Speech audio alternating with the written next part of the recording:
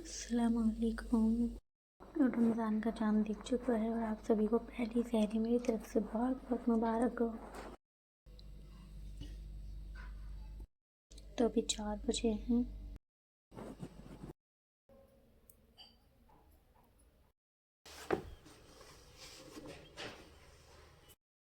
तो हम चलते हैं अपनी सहरी बनाने की तरफ। गाइस, हम अपना चिकन रेडी कर लेंगे जो हमने रात बनाया था, हम उसी को गर्म करेंगे। बना रही हूँ गाइस।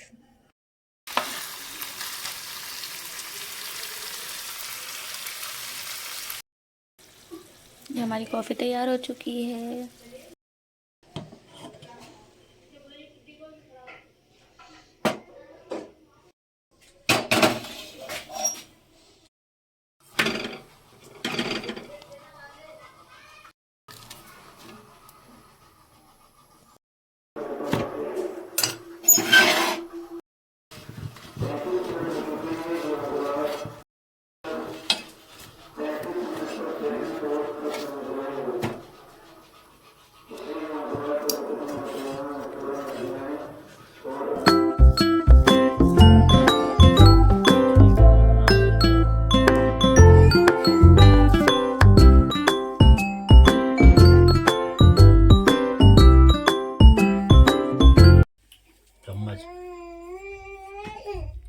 फजर की नमाज़ पढ़ने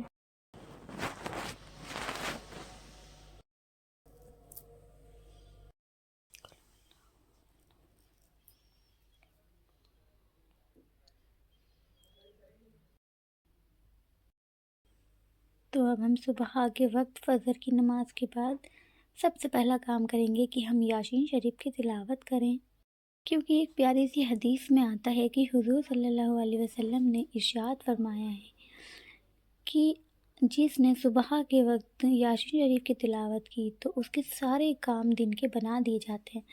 यानी कि उस इंसान के सारे काम अल्लाह ताला अपने ज़िम्मे ले लेता है और उसका पूरे दिन का कोई भी काम रुका नहीं रहता, सारे काम मुकम्मल हो जाते हैं। तो कितनी बड़ी फ़जीलत है यासीन शरीफ की। तो एक बार सुबह हमें इसको पढ़ने का मामूल ज़रूर बनाएं।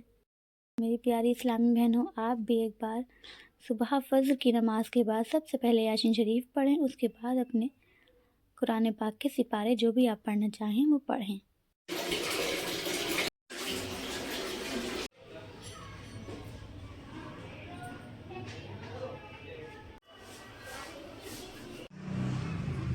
चलते हैं अपनी ज़ोहर की नमाज़ की तरफ। तो ज़ोहर का वक्त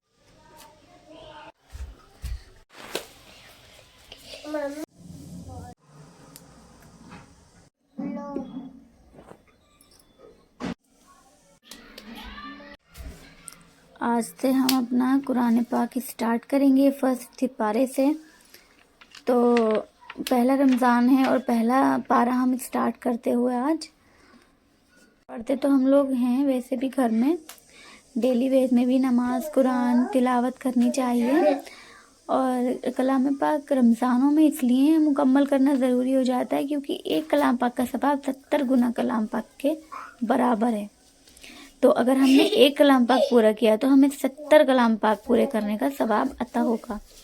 तो इसलिए हम ज़्यादा से ज़्यादा तिलावत करने की कोशिश करेंगे इस प्यारे मुबारक महीने में। असर की नमाज का वक्त हो चुका है, तो असर की नमाज, तो अब हम चलते हैं अपने किचन की तरफ। तो गाइस, हमारी असर की नमाज हो चुकी है और अब हम चलते हैं अपने किचन की तरफ।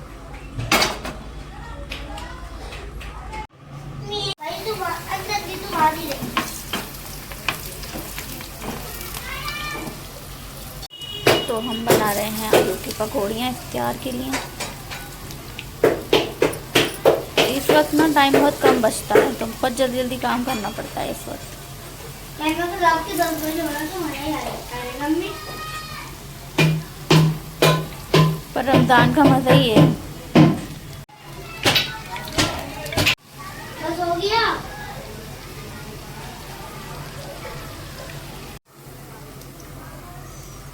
ये प्याज की पकौड़ी डाली हैं अभी।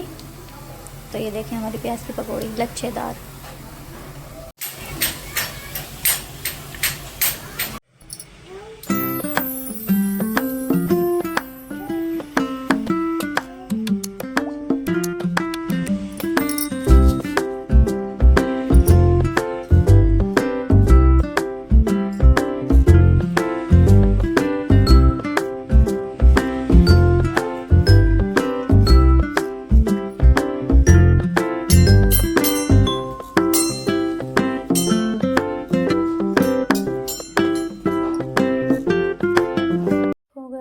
ईशा नमाज का। तो मगरिब भी हो चुकी है, रोज़ा भी अख्तियार हो चुका है। अब हम तरावी पढ़ेंगे, तरावी पढ़ेंगे और ईशा की नमाज़ अदा करेंगे।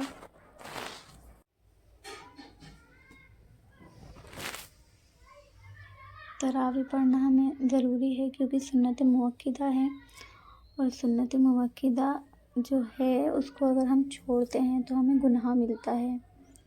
पढ़ेंगे तो सवाब मिलेगा, छोड़ेंगे तो गुनाह मिलेगा। तो इसलिए सुन्नत मुअक्किदा यानी तरावियाँ हमें छोड़नी नहीं चाहिए। हमें अपने जल्दी जल्दी काम निपटा कर और तरावी ज़रूर अदा करनी चाहिए। और यही तो एक प्यारा मुबारक महीना मिला है हमें ढेर सारी इबादत करने का। इबादत तो हमारे हक़ में अल्लाह ताला ने तोहफ़ा दिया है ना, तो इसकी कदर करें और ज़्यादा से ज़्यादा वक्त निकालें कि हम अल्लाह ताला की इबादत कर पाएँ। तो मिलते हैं न्यू व्लॉग में, तब तक के लिए अल्लाह हाफ़िज़। तो मिलते हैं न्यू व्लॉग में, तब तक के लिए अल्लाह हाफ़िज़। तो मिलते हैं न्यू व्लॉग में, तब तक के लिए अल्लाह हाफ़िज़।